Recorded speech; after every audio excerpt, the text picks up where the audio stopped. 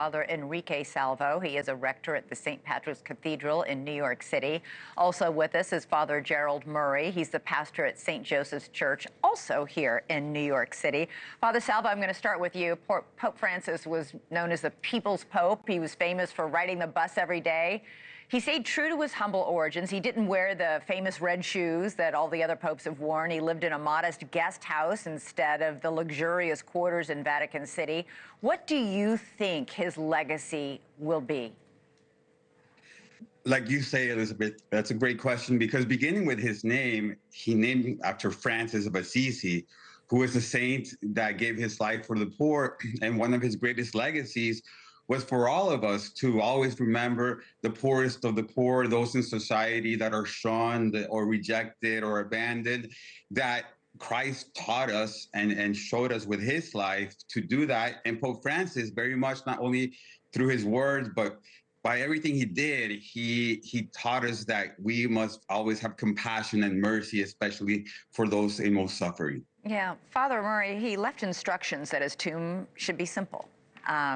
Simple coffin, no adornment. He simply wants a plaque on his grave that says Franciscus, his name in Latin. Does that surprise you? It's all in the theme that he had during his pontificate. He would sign his documents just Franciscus. He wouldn't put Supreme Pontiff as the other popes had done. No, his lifestyle was very simple. He lived in humble quarters in that Vatican hotel, St. Martha's House. And yeah, he did not use the Mercedes limos that the Vatican has. He used Fiats and things of that sort. Now, he was a pope who thought that the poor deserved not simply our distant love, but up-close love, and then that we try to imitate. And how did he do that? I mean, he actually, we heard from our correspondent in Vatican City, he would go to these places. He would interact with these people. He would hug them, embrace them. And he urged world leaders like our own U.S. president to do more to help them.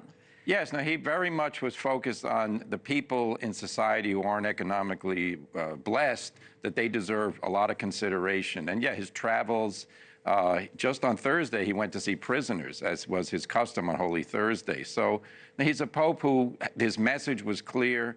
He thought that Christianity had to be lived out, especially with those in most need. Father Salvo, Pope Francis appointed more than half of the 120 cardinals who are going to now vote on his successor. And he made a real effort in choosing these cardinals. He chose people who were parish priests, people who were on the street, as he liked to say, who were from far-flung countries and who notably were not Italian. Well, how is this going to affect the conclave coming up? Well, yes, it's going to be very interesting to watch, especially since we're going to have, like you say, people from all cultures, from all walks of life. Yet at the same time, they all make up the church. And we trust that in the conclave, the Holy Spirit ultimately is the one that will lead all of the College of Cardinals to elect the next pope, the pope that already God has planned for our church. So it'll be beautiful to see that amongst such a variety of the cardinals that have come to the College of Cardinals through Pope Francis.